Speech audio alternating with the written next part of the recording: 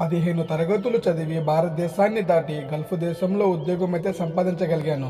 కానీ రాత్రి పగలు కష్టపడే ఈ మధ్యతరగతి జీవితాన్ని దాటలేకపోతున్నా. ఏంటో ఈ జీవితం.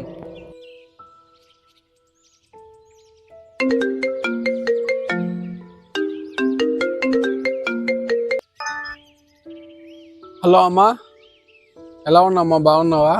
నాన్న నేను బాగున్నాను. ఎలా ఉన్నావు? నేను బాగున్నామా. నాన్న కొంచెం డబ్బులు ఉంటే పంపించవా? ఇంట్లో సామాన్లు తెచ్చుకోవాలి, అలాగే నాన్నకు హాస్పిటల్లో చూపించుకోవాలి. సరేలేమ్మా, శాలరీ వచ్చినాక చూసా. ఈ మధ్యలో ఏమైనా కుదిరితే చూసాలేమ్మా.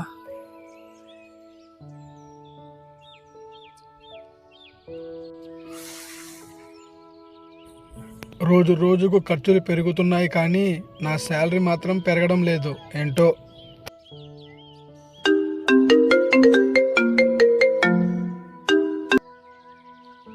హలో, చెప్పురా. హలో మామ, ఎలా ఉన్నారా? నేను బాగున్నారా, నువ్వు ఎలా ఉన్నావు?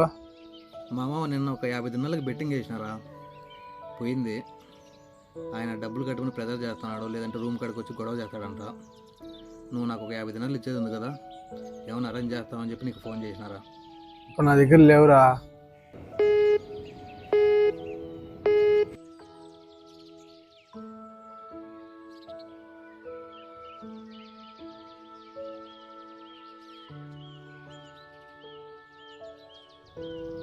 వాడు నా అవసరానికి డబ్బులు ఇచ్చినా ఇప్పుడు వాడు తిరిగి అడిగే కారణం మాత్రం కరెక్ట్ కాదు.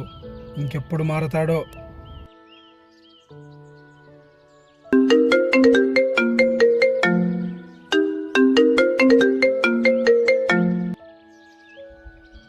Hello. Hi mister Mubarak, how are you? Yes, sir. Where are you? నేను బ్రేక్లో ఉన్నా సార్, చెప్పండి. కంగ్రాచులేషన్స్ ముబారక్. ఈ ఇయర్ మన కంపెనీలో యాన్యువల్ బోనస్ డిక్లేర్ చేయడం జరిగింది, అందులో మీ పేరు కూడా ఉందన్నమాట. కాబట్టి congratulations. Thank you sir. Evening వచ్చి మీ అమౌంట్ కలెక్ట్ చేసుకోండి. Okay, thank you very much sir. Thank you very much.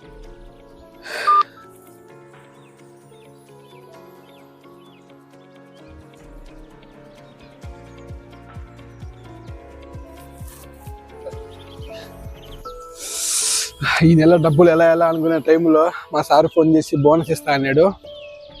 డబ్బులు రాగానే ఫస్ట్ అమ్మకి పంపించాలా, తర్వాత నా ఫ్రెండ్ గారికి ఇచ్చేయాలా. ఇంటికాడ పండగ కదా, ఒక ఎగస్ట్రా పంపిద్దాం డబ్బు.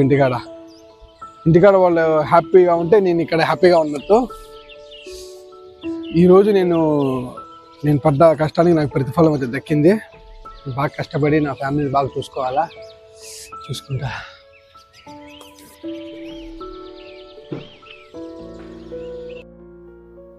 గల్ఫ్ కార్మికుల ముఖాల్లో చిరునవ్వులు చూడాలి అంటే ఆ చిరునవ్వు వారి కుటుంబ సభ్యుల ఆనందంలో దాగి ఉంటుంది.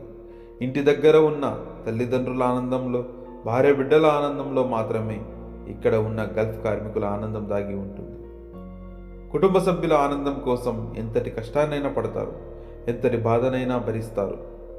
దేశానికి రక్షణగా సరిహద్దుల్లో సైనికుడు ఉంటే తన కుటుంబానికి రక్షణగా గల్ఫ్ కార్మికుడు కూడా ఒక సైనికుడిలా పనిచేస్తుంటాడు.